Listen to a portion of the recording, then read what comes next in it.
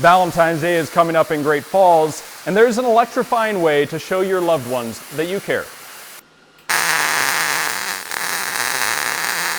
I was at Great Falls High in their welding class, and the teacher had these stencils cut out for a rose for the metal, and so I brought it home to my grandpa and I said, look, we could do this. We have our plasma cutter and we have the program. Well, my grandpa has always welded. He owned a business here and he would always be welding. And it was mesmerizing, I mean, the way everything got put together. He's like, I'm not gonna design it for you. You figure it out, you design it. And so I did. I put my mind to it that day, got a good design going, and this will automatically cut it out on our steel. And from there, I just pick the flower petals out and pull them. Here, I will bring my cutout rose petals, and there's these special like rocks in there that'll tumble these around. It'll knock all the sharp edges and smooth these up for when I come torch them, and that way it doesn't cut your hands and whatnot. I'll hit the metal rod with these textured hammers, and it gives the stems for the roses a little bit more of a texture and more of a realistic feel to them. And then once it's all bent together, I'll take my torches and it'll color it in like blues, purples, golds.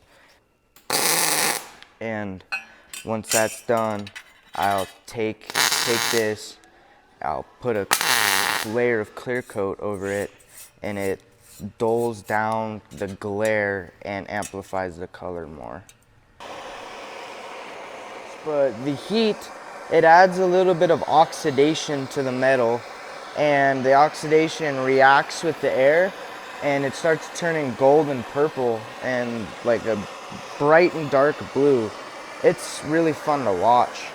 Gold and purple are the colder the metal is, and so once it turns blue is when I gotta back off, where it leaves the metal like a dull gray. I'm happy at it.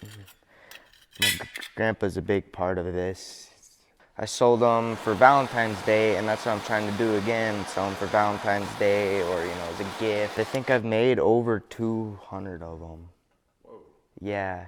I mean, these roses they're not the only things I do in here. I mean, we have roll cages and I build tables. They're 50 each. I think the reason people buy them is because they're not just like a regular flower. They're not gonna die in a week. You're not gonna lose petals.